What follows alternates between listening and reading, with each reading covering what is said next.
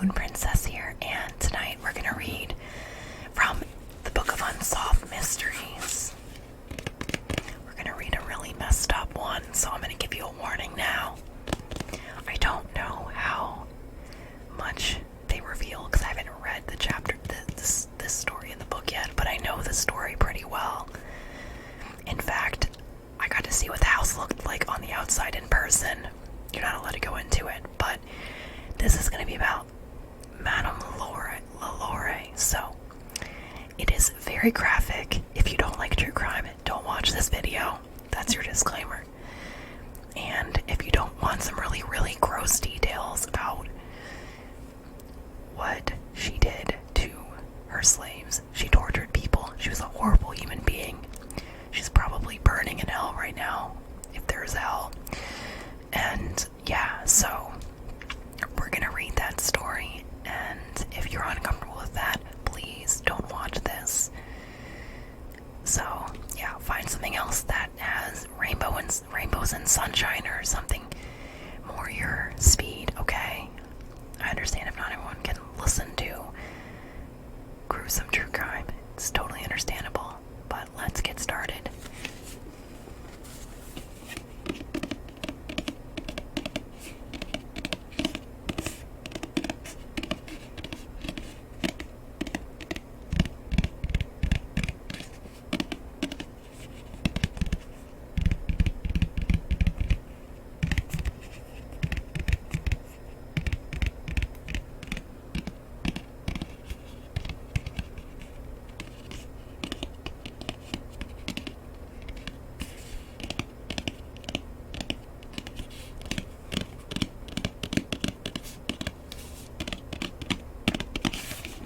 Oh, I also wanted to mention that Madame Lalaurie's house and what happened there was part of the inspiration in Coven, the Coven season of American Horror Story. So, I don't know if you have watched it, but next time if you watch it again, pay attention, see if you notice.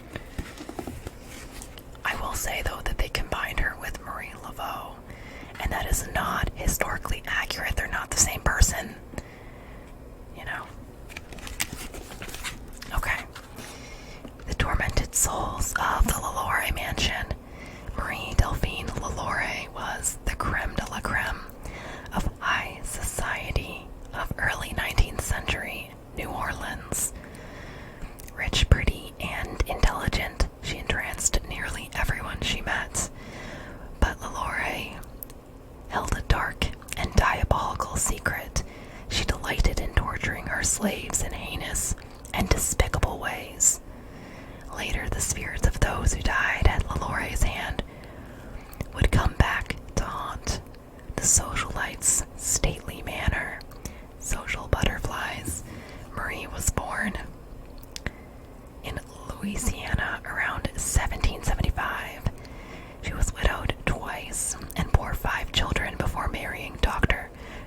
Leonard Louis Lalaurie in 1825. In the early 1830s, Marie and her husband moved into the stunning 3-story mansion at 1140 Royal Street in New Orleans.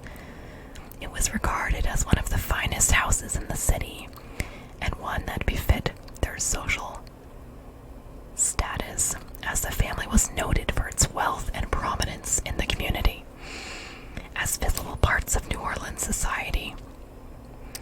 The Lalauries frequently hosted grand parties that were attended by the city's most influential citizens.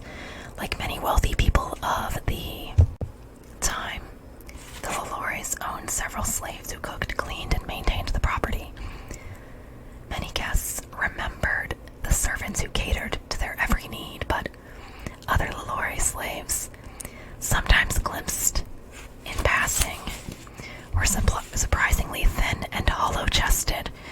Rumors began to circulate that Madame Lalaurie was far from kind to her servants. One neighbor claimed that he watched in horror as Madame Lalaurie chased a terrified female slave with a whip. The girl eventually made it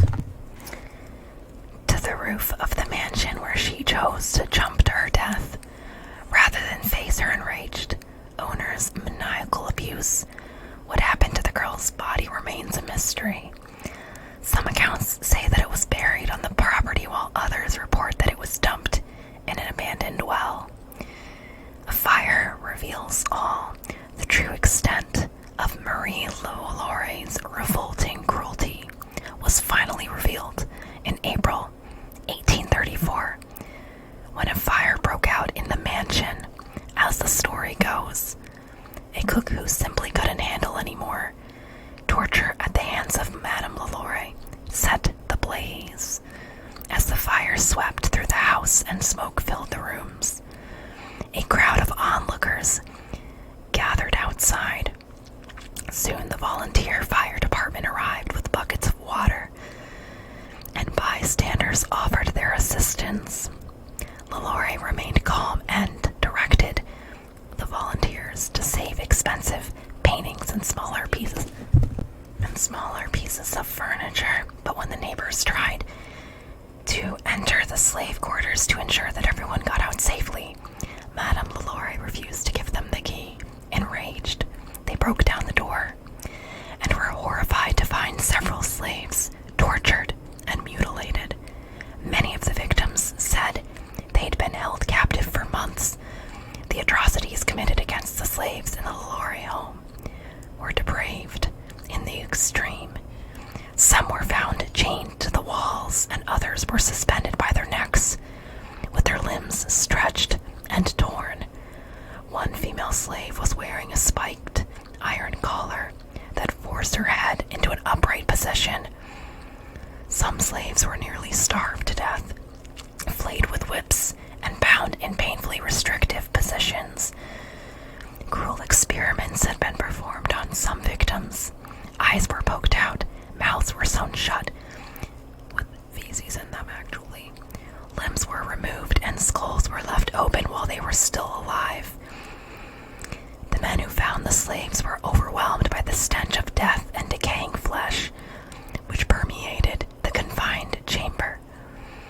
A local newspaper reported that the bodies of tortured slaves were found buried around the grounds of the mansion.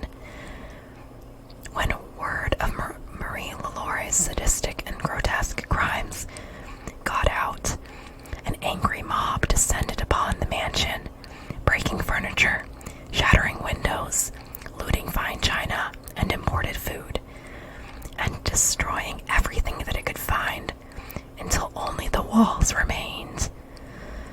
But by then, the Lalauries had already fled to France, never to be seen in New Orleans again. Ghosts take up residence after the authorities restored order to the Lalaurie mansion. The property was closed and sealed, and it sat completely empty for years, or so it seemed. The spirits of the dead quickly claimed the house. Passerby often heard agonizing cries coming from the abandoned structure, and several people said that they saw apparitions of the murdered slaves walking on the home's balconies, peering out the windows, and roaming through the property's overgrown gardens. According to legend, vagrants who entered the building were never seen again. The Lalaurie mansion was purchased in 1837, but the buyer put it back on the market after only 3 months, claiming to have been driven out by weird noises and anguished cries in the night. Hauntings continue. In the years that followed, the Lalaurie mansion was converted into a school for girls, abandoned again, and then converted into inexpensive apartments for immigrant laborers. All of these ideas are terrible. Time and time again, the restless spirits of the tortured slaves made their presence known, much to the horror of the people who lived there. Once a terrified tenant claimed that the spirit of a naked black man in chains attacked him and then vanished as quickly as it had appeared. Even cheap rent was not enough to convince tenants to stay for very long, and soon the house was vacant.